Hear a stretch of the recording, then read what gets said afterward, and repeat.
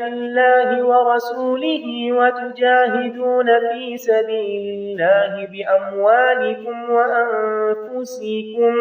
ذلكم خير لكم إن كنتم تعلمون يغفر لكم ذنوبكم ويدخلكم جنات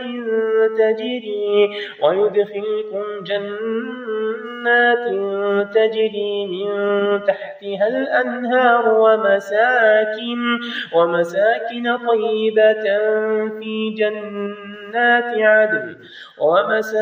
طيبة